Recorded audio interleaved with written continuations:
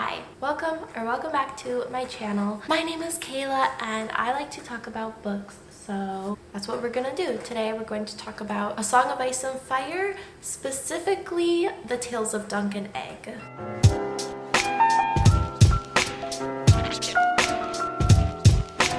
So I feel like this review discussion has been kind of a long time coming for me because I read all of the A Song of Ice and Fire books a little while back and then kind of didn't read any of the companion books or anything like that for a while, and then decided that I was kind of wanting a little bit more fantasy, A Song of Ice and Fire specifically, that universe. So I picked up A Night of the Seven Kingdoms, which is the collection of all of the current Dunk and Egg novellas. I mean, spoiler alert, I really enjoyed it. A lot of people told me to read this before doing any of like the Fire and Blood, so I definitely took that advice and I'm really glad I did because I feel like these are such a fun way to see, I don't know, I love how it's connected into the universe. You see a lot of the connections into regular A Song of Ice and Fire stories, but it's its own separate thing, and I like that they're novellas because they're a little bit shorter, a little bit more of a standalone. It's just really following these two characters. There's a really clear-cut protagonist in Sir Duncan the Tall, Dunk. I really overall enjoyed the whole format. I enjoyed what the stories are, what they're like, how they tie into other parts of the A Song of Ice and Fire universe. I just really enjoyed the entire thing, and I also think that they're definitely a lot more lighthearted. So it's kind of like you get to see more of this world, but it's definitely not really as serious or scary as weighed down as a lot of the A Song of Ice and Fire storylines are. So I really enjoyed that as well because it's just giving me like all of the same things I enjoy about the universe and this world, but without a lot of the really dark components, which while they can be really interesting and are obviously a part of that main storyline, sometimes I just don't feel like reading something that dark. Let's get into a little bit of a synopsis before I get into more of my review.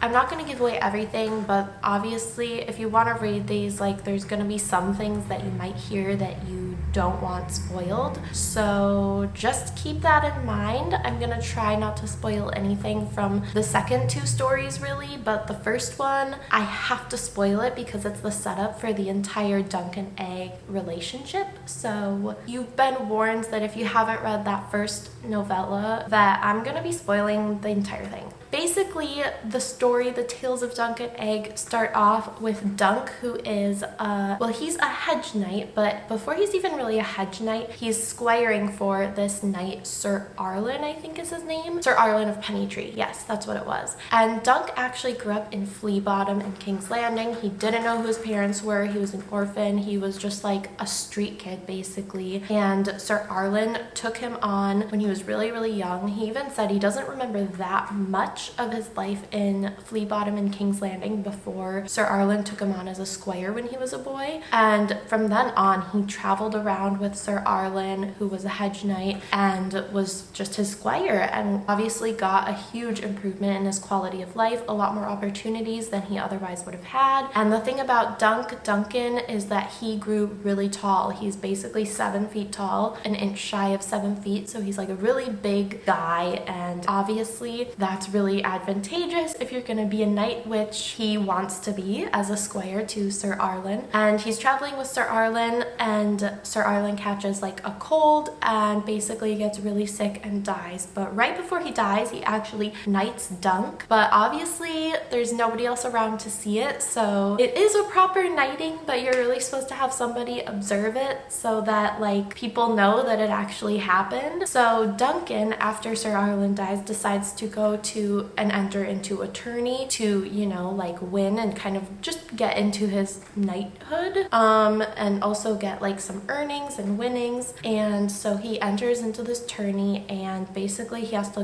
jump through all of these hoops to like prove that Sir Arlen actually knighted him and all these different things. I don't know, it's the whole thing. But basically this is the area where he meets his squire Egg, and Egg is kind of cagey about his origins at first, and Duncan thinks he's just like a regular stable boy who has like a shaved head, and that's why people call him Egg. But people actually call him Egg because his name is Aegon, and he is Aegon Targaryen, Aegon the Fifth. And so that's like a really fun way that this all ties in together, because Aegon, Egg, is actually Maester Aemon's brother. So if you ever remember like Maester Aemon from The Wall, from A Song of Ice and Fire, he is Egg's brother. And so when he talks about like Egg and he's gonna see Egg and everything like that, he's talking about this Egg, and it's so cute. And I just love seeing these characters, and we know what happens to them in the future. So these are just the tales of kind of like their origin stories. They're like fun little tales like in their youth when they meet together. Egg does become Duncan's squire without giving really much more away, I guess. Duncan obviously does become a proper knight. He wins. He actually ends up like basically defending the honor of this puppeteer girl who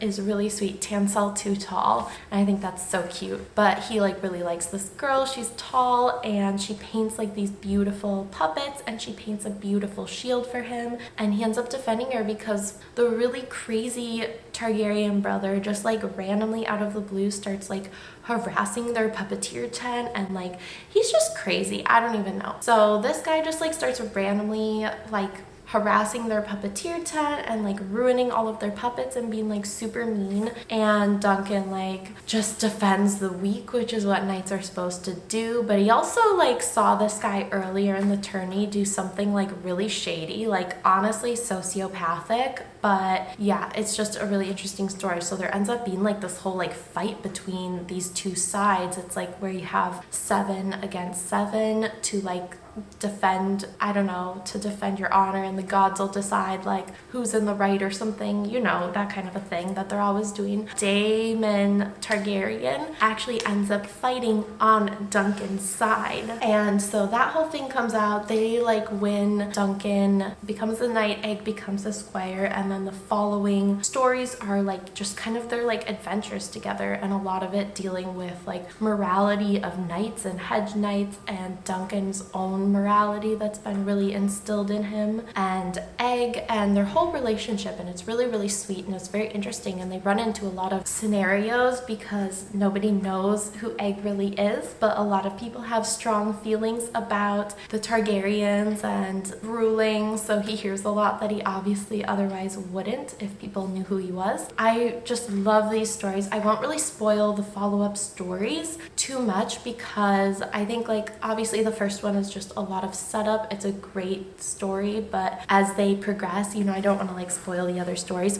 But I think that the second one was my favorite. That one was the one where they are in the Reach. They're like in Dorne, they're in the Reach, and then he takes service with this like random old guy that isn't actually really a lord anymore. He's just a landed knight now, like a knight with land. It's just a really interesting story about kind of a conflict between basically two neighboring like landowners and some water. There's like a huge drought during this time, and one side siphons off water. So just like little kind of adventures and stuff like that. And that one I think was my favorite. I don't know, it just felt really layered, like you weren't sure which side was perfectly right. And I like stories like that where you're like, there isn't one person who's exactly right and one person who's exactly wrong. But something that I do like about these stories is that we've got just a really clear one protagonist, which as much as I enjoy how A Song of Ice and Fire jumps around from point of view to point of view, I similarly also enjoy that this actually just stays with one point of view. Like they're kind of just short little, I mean not short, but yeah, they're novellas. They're just little tastes, and it's all Duncan's point of view. And he's very easy to follow, he's easy to root for, and it's just so cute to see his relationship with Egg. And when I really realized that it was Aegon the Fifth, like Aegon the Unlikely, I was like, that's so sweet. And we learn a lot about probably why he was the type of ruler that he was, and why he even ended up being on the throne as well. So I'm actually really excited to get more of these stories. I'll just go like right into my review, I guess, because I'm so excited. I guess I've already been reviewing it. I'm just so excited to get more of these stories. Initially, when I heard that he was going to be writing more Duncan Egg stories before writing The Winds of Winter, I was furious. I was like, that's so stupid. You've already started this whole series. Like, you need to like wrap this up, man. You need to get this tied up, and like you need to get the people what they want. But then I actually read the Dunk and Egg stories and I was like, okay, wait a second, I would actually love more of these because they are just so like sweet and cute and lighthearted and just a really interesting look at this universe through a different lens. So I love seeing a lot of like the familiar houses and things like that, but having it be 100 years prior, having it be through a little bit of a different lens. Like the Targaryens are ruling still during this time, and it's just really interesting to see mention of people who are only like historical figures in A Song of Ice and Fire, but in this they're obviously present day people, and I really like seeing that. And I also just like seeing, I kind of like seeing a vision of the Seven Kingdoms where they're not necessarily in like an intense war and an intense conflict. I mean, things are never perfect and peaceful, but it's really just interesting to see, and like different characters, different points of view. I just love seeing it. I liked seeing a little bit more of like the Reach, and of course I always like hearing a little bit more about Dorne. I think Dorne is really cool,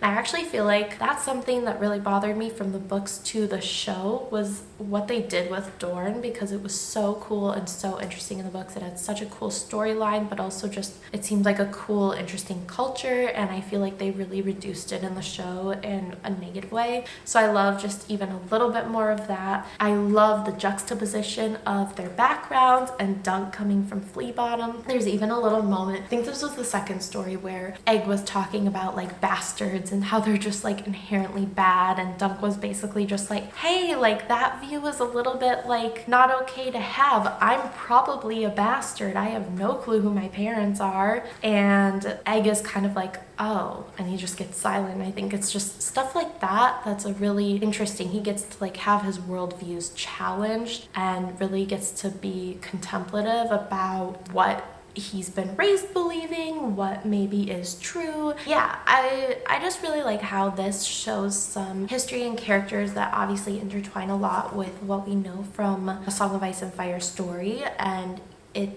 I love how it's like a very separate lens and a separate kind of vibe, honestly. Like it's just way more lighthearted, but it still ties together, and it's still all definitely part of